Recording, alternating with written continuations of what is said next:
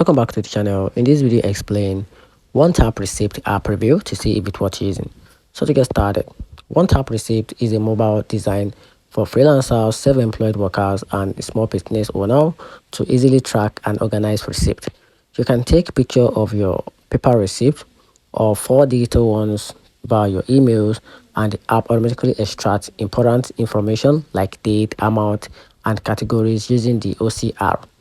It stores everything in one place, ready for export during tax season or for use with accounting software. The app is especially popular among UK's users for simplifying the HMR tax return prep and cutting down time spent on manual login. That said, the app isn't perfect.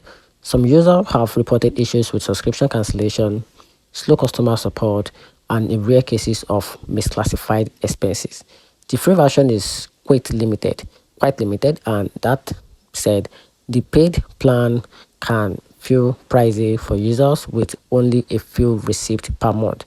Still, if you are self-employed or run a side also and want to stay organized without stress, one tap receipt is worth using. Just make sure to monitor your subscription and back up important data regularly, just to avoid loss of your information and data. And that's it. If you find the video helpful, turn on the notification button and subscribe for more. Thanks.